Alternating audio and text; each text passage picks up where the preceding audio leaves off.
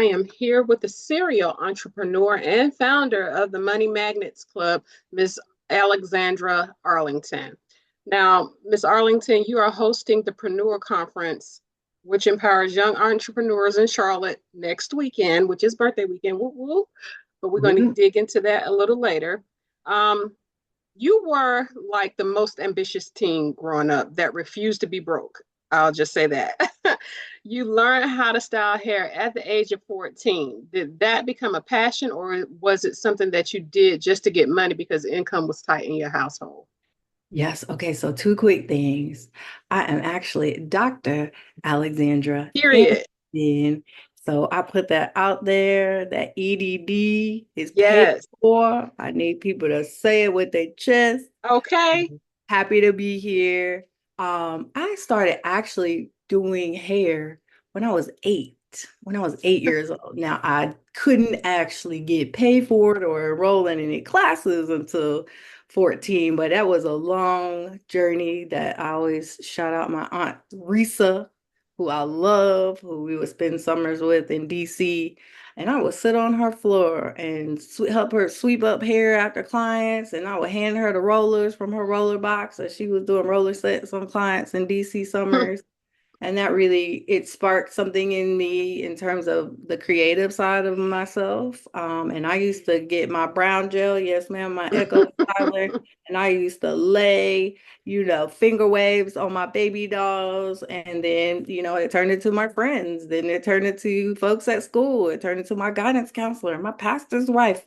People were calling me on the weekends to do their micro braids. And so it really became like it was a creative kind of amateur love that turned into, hey, I could make $7 at the burrito place. That was actually my literal first W-2 job per hour, or I could make $500 in a weekend doing 3 or 4 of my friends here. Yeah, burrito place, kick rocks kind of situation. So Mhm. it was really, a love that turned into some learning. And, the math was mathing for me on the entrepreneurial side. So that was a big part of the reward center of my brain was pinging off whenever I was able to put some money away and get things that I wanted to get without bothering too many people about it. Okay. I like that you said put money away. I did not learn that concept when I was young. I spent every dime that I had just to. The other side of it is I had a career banker as a mother. And while she was a single mother with 2 kids who were very involved and, busy, I think one of the things that she did indeed, was set us up with savings accounts when we were young and, really encouraged us to anytime we got birthday money or money for, anything, graduations, allowance, go ahead and put some of that away. Invest in yourself, right? Was the language that we learned growing up. And while, she didn't necessarily sit down with me on a day-to-day basis and say, here are the various aspects of my job, and here's, the financial services industry at large, a lot of those things that she would teach us on a personal basis were things that stuck. And we appreciate that. I'm telling you, I did not have, well, I probably did have someone say you probably should save something, but never someone who took me to the bank to make those types of investments. So now I want to give teachers credit because I swear they keep me informed about my nephews. I get emails all day, every day.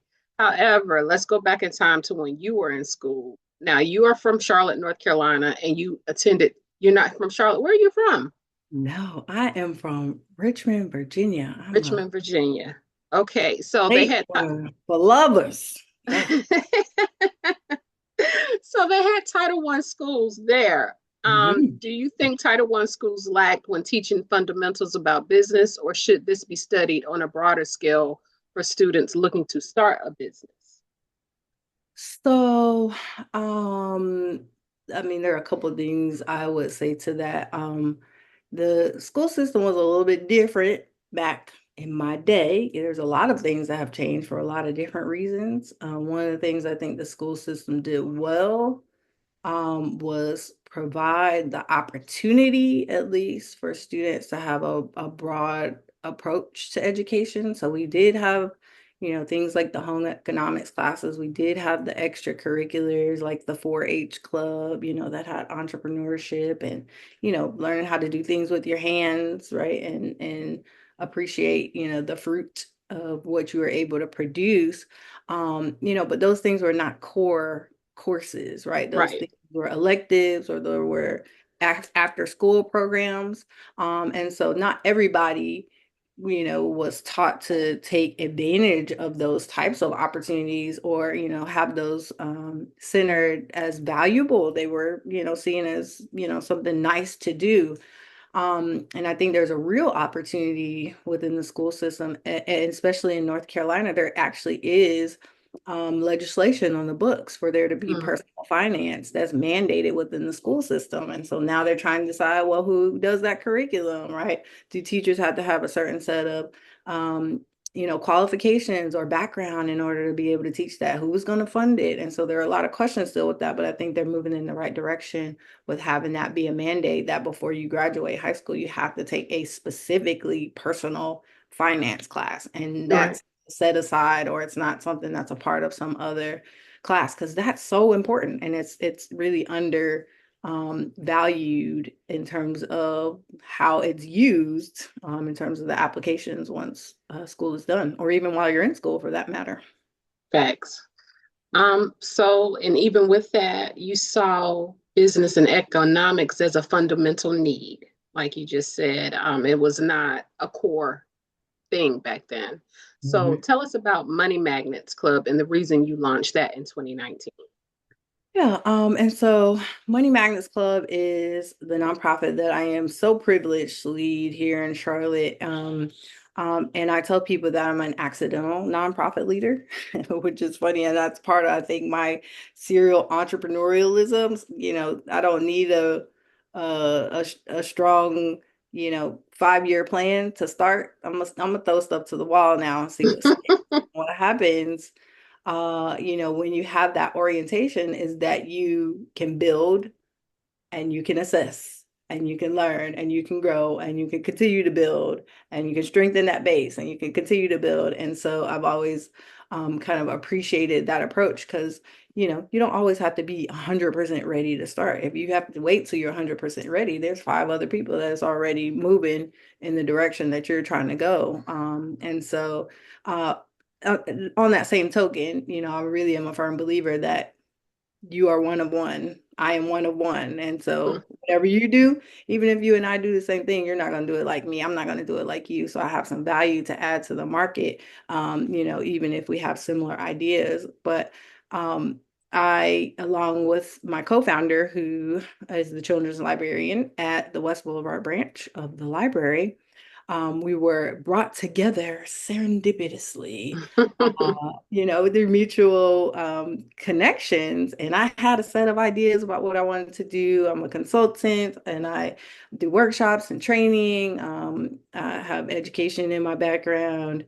And so I was very much geared to talk to high school students about this because, that seemed like the most obvious group of students to start with when it came to financial savvy and building that kind of acumen, as well as really considering entrepreneurship and, thinking about it as a viable career pathway. When I met Teresa, we had lots of conversation. We had lots of mutual interest. She actually has a business degree in addition to her library degree. And so we were bouncing ideas off of each other. We had like instant vibes when we met and we knew something was going to come of it, but weren't exactly sure. But she asked me, had I ever considered, with the ideas that I had, and even in workshops, working with elementary school students. And I said, that should have been like so obvious to me because at the time I had elementary school students who we were learning budgeting and we were doing envelope methods anytime they got birthday money or money from grandma. And they had, we had save deposit box that has their little envelopes with their names. We, set aside money for spending, set aside money for taking it to the bank. We had we take them to the bank and let them work with the teller, even at elementary ages. And I said, I'm doing that at home with my own kids. It never occurred to me. And it was really her and those conversations about, you're never too young to start Mhm. learning these practices and principles. And I credit Dr. Lucretia Berry with this kind of frame of mind around learning financial literacy and entrepreneurship. She is the founder of Brownicity, which is an organization to help kids, learn about race and racism. And, there's this notion that these are such big concepts, just like personal finance or just like entrepreneurship. And what she says is, in kindergarten, you learn 1 + 1, Right. right? In 12th grade, that's when you pick up pre-calculus, right? And you learn advanced modeling and all of that stuff, as you're older. And so the point is, there are developmentally appropriate ways that you can approach any subject. And so personal finance and entrepreneurship, financial health, we start off with the basics. We start off introducing vocabulary. We start off talking about, how many syllables are in the word denomination and how you can learn that there's different denominations. Oh, you can't see this here. This is my play money that I bring to Okay. our sessions, but we talk about here are the different bills, here are the different coins. Those are called denominations. That's US currency. We live in the nation called the United States. So we do a lot of fun stuff at their age group that Right. they have a frame of reference, that they have, that vocabulary, they have that recognition, and they're starting that exploration. So as they encounter things down the line that may be more, more difficult or more layered or more complex, that they're not starting from zero in high school. Facts. I love what you have done. Like, this is beautiful. Now the Magnets Club is new, but has taken off in spectacular fashion. You won the Grant Thornton 20 Purple Padalian. Is that Paladin. Mm-hmm. Paladin? Mm-hmm. So congratulations. How did Thank that you. accomplish? You're welcome. How did that accomplishment make you feel knowing it's so difficult getting support as a startup? You know what? That was an exceptional experience. And what I'll say about that is that I was as excited then. We were presented with a check for $30,000 from the Wow. employees of Grant Thornton and their foundation, which was like, again, mind blowing. People who have never met me, people, who are not even in Charlotte, they're based in Chicago. So people from all across their footprint decided to invest in the work that we're doing. And as exciting as that was, it was as exciting to me 5 years ago when we received a $250 investment from Charlotte's Creative, our very first HUG grant. We received $500 from the Charlotte Mecklenburg Library Foundation. The real kind of origin story around our funding was that my mother uh, wrote me a check for $1,000. Oh, She was my very first investor. And that day I cried ugly, ugly tears because, even with the career that she had, she was very much all the time, having, you know, cash flow issues, right? right, And right, so I knew that that was not money that she had laying around. You know right, what I'm right. saying? And so I say all that to say, every single dollar that people Hmm. say, this is my hard-earned money, this is my money that I can do what I want with, if they are deciding to turn it over to us to help support our work, it gives me those same feelings. Right, And so what I try to do is, express that gratitude the same way. That $1, that $1 million, you're gonna facts. get the gratitude, right? And also expect the $1 million, right? That's right, Expect the $1, but I expect the $1 million because I know the work that we're doing and I know the work that we can turn that $1 million into doing. right. And so I am, confident that anyone who invests money into us is really both seeing the value of what we're doing, and they know that they're going to see the impact of what they invest. And I appreciate it all across the scale. It's beautiful. I just love your story. It's a testimony. Um, Now, build your wealth. No one else is going to save you, so you must start now.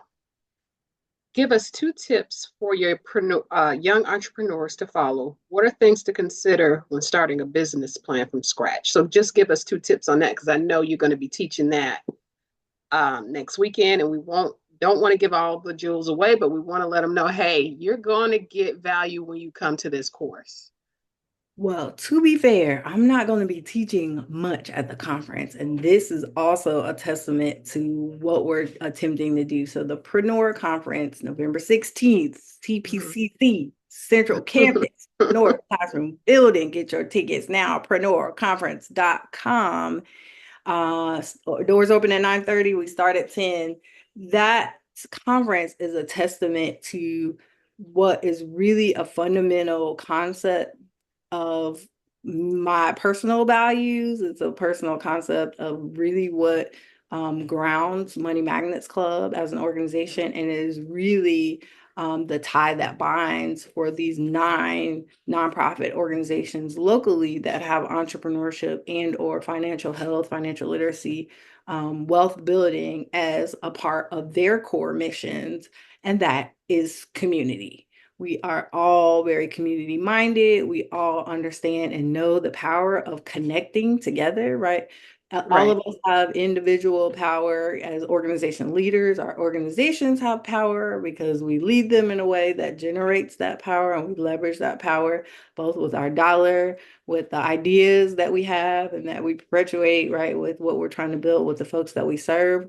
But we really understand that there is power among us. And when we are right, working together, when we put our heads and our thoughts and our ideas together, we have the opportunity to do something much bigger than we would be able to do even on our own, leading our organization. So I'm giving that as context to answer your question, to say the first thing I would absolutely say to folks who are youth, young adult entrepreneurs, and the people who are caring for them and helping to shepherd them as they go along, which is our core audience for this conference. You gotta appreciate the people you are with, the people you are around. I always tell the kids in our kidpreneurs and training program for Money Magnets Club, I tell them, look around the classroom. These could be your first collaborators. These might be your mm, co-founders in the business. This is your first network, right? These are your first potential clients. Do not take for granted the people that are around you, right? thanks. The other part is sort of what I was alluding to earlier. Like, if you have an idea, you don't have to wait till everything is perfect. And that's a lot of what people are kind of scratching their heads around. It's like, how are you talking to elementary schoolers about entrepreneurship? Well, you know, truth be told, for Money Magnets Club, like, we're not trying to crank out 6-year-old CEOs, Right, so to speak. That is a possibility, though, right. absolutely a possibility, and we envision that, and we create space for that possibility. But what we're really trying to do is help kids really consider that entrepreneurship is a true and viable career pathway. It's something that you can plan for. It's something that you can aspire to. It's something that you can strategize for from a young age. Having said that, entrepreneurship is really about solving a problem, right? Bringing a product, bringing a service that's going to help somebody do something that they want to do, or help somebody do something that they want to do in a better, faster, more efficient, less expensive way, right? It's about Right. solutioning. And everything does not have to be perfect for you to get that started, right? So, I drive by the pet palace all the time. And, the dog grooming places, I don't have pets myself, but I'm always like, if people have pets, this is a great situation. Like, they have hotels, and, I'm intrigued by that. And, in our kidpreneurs and training program, we had a 9-year-old by the name of Nate. Shout out to Nate. Nate wanted to start out walking dogs. He wanted to own a pet palace or something like that. day, right? But Nate said, I'm going to get started. I'm going to buy some doggy treats, right? I'm going to buy some fresh leashes. And then, I can ask the folks in the neighborhood, can I get up in the morning and walk your dogs for you instead of you having to get up? And I can add a value or I can add help, right? To a busy schedule that you might have. So the second thing I would absolutely say for youth, young adult entrepreneurs is you don't have to wait for anything to be perfect. Go ahead and get started. Iterate, get support, get mentorship, right? Um, ask people who are doing it, right? Right. Collaboration is the new competition, right? And so the second thing really about just getting there and get it started, but also, studying your craft is a function of what we're trying to do at the Preneur Conference. We want to create opportunities for folks to be in community with folks who are already in business, who are successful, for folks who are starting businesses or are not exactly sure what the resources are to get connected to, for folks who are looking for other people to work with, right? Mm, Sometimes you need a good partner that's going to help egg you on, right? Or that's going to facts. complement your skill set, right? For you to be able to do the best that you can do with the business idea or with the concept. We want to create space for there to be commerce, right? We want you to be able to support local entrepreneurs who are micro businesses or solopreneurs, right? And then finally, we want you to be in a space where you can continuously learn. So we were going to have our learning sessions. We're going to have them geared towards parents. If you want to look at how you help your kids and do some tax things so that you can actually support them in their entrepreneurship journey, but also, keep your tax bill down. Right. Have this panel, right? What is it like to raise a child who is entrepreneurial, right? How do you help to support them or not, kill their vibes, right? When they're Okay. iterating in their own mind, they have creative answers to questions because that's how their brain is wired when you're really just trying to get them to focus on one specific thing. So you'll hear from a panel of folks who are raising creative entrepreneurs, especially, and who are those entrepreneurs that are being raised, right? And what are things that they're thinking about and that were helpful to them as they traverse their entrepreneurial journey. So, in short, come to the Preneur Conference. We'll give you numbers 3, 4, and 5. We just gave you 2 here today. Okay.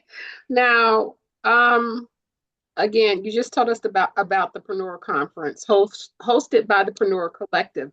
Mhm. What is the collective? Is the collective the group of people that you just spoke about? Yep. So the collective is 9 different organization leaders who we decided to come together and meet on a monthly basis.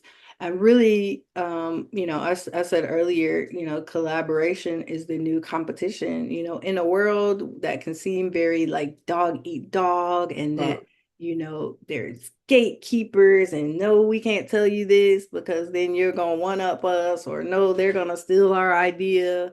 We're not necessarily primed in the for-profit world for sure, but also not in the nonprofit world because there's this mindset, which I think in some ways is a fallacy. In other ways, it really, a lot of people make it feel real, and that's this scarcity mindset. Oh, there's only right. so much money to go around, so we Mm, let people know this, or we can't share ideas in public. And right. what personally I wanted to do was demonstrate ways in which, yes, you actually can work together and generate, funding and generate ideas and share ideas and create transparency around how those things are used or shared.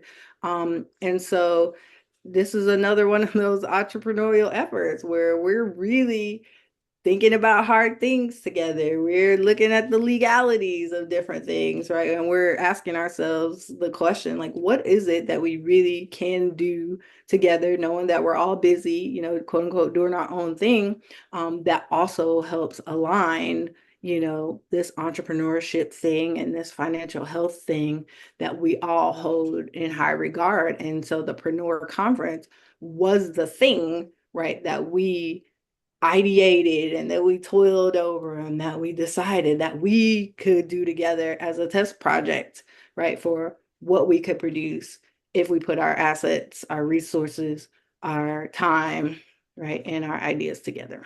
Is this the first conference? This is the first annual. Preneur conference. I'm not even going to say that because we might just make it something new and different and better by the next year. But we have a really exciting lineup for how we're going to approach it for this year. Okay, can you tell us about the lineup? Yep. So to the clock on the dot, we're getting this party started. We'll welcome you. We'll orient folks to the day. We'll do a tech check-in. We want to know how people are feeling. There's a lot of things going on in the world. And so we want also people to know that, yes, we have a program, we have an agenda, but we care about you as people. And we think that's a core tenet of building true and authentic community, to know that we care, Right. right? And that we're real people as well.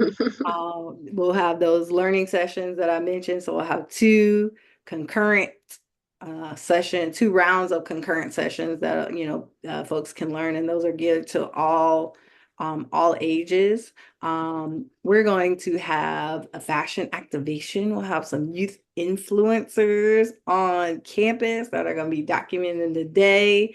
We're going to have a generations DJ battle. Right. So we got some young ones out there on the wheels of steel. We got some old heads that got some skin in the game. And we're going to see. The audience is going to tell us, right, who is doing the best job. We're going to have a 60-second pitch competition, which is going to be amazing towards the end of the day. And we'll also have the opportunity for any of the vendors. So we'll have a marketplace for youth vendors as well as adult vendors. And we'll have an opportunity for the youth and adult vendors to win grants that are totaling up to $1,000 if they choose to participate, and they'll have the opportunity to share about their businesses and why people should choose them. So it's going to be an action-packed day, and it's going to be a good time. I believe that it's definitely going to be a good time, and all for $12. So, I think you made it economical. I'm Well, sorry. it's $15 now. 15. $12 was our early bird rate. But if you reach out to me, I'll give you a ticket for $12. Also, if you Okay. want to buy tickets for 5 people or more, there will be $12. 15. I mean, it's information that the kid, it's interactive information, so it's worth it. It's worth every dime.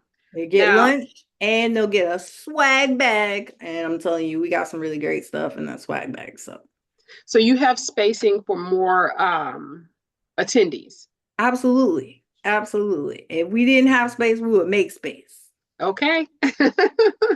Now, how can parents get tickets or become the vendor? Can you give them the website information? Yep.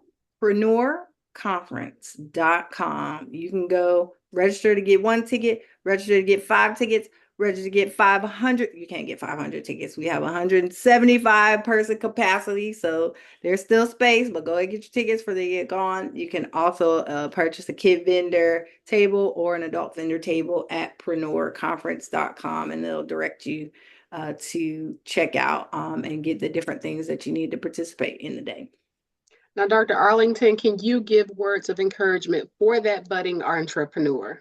Yes, you have a unique gift to give to the world. I want you to know that entrepreneurship is something that you can do. And even if it's not a formalized business, entrepreneurship is you being in charge of yourself and you making sure that you give value to the world and that you receive value to the world. You are worthy and valuable just as you are. Period. So thank you so much.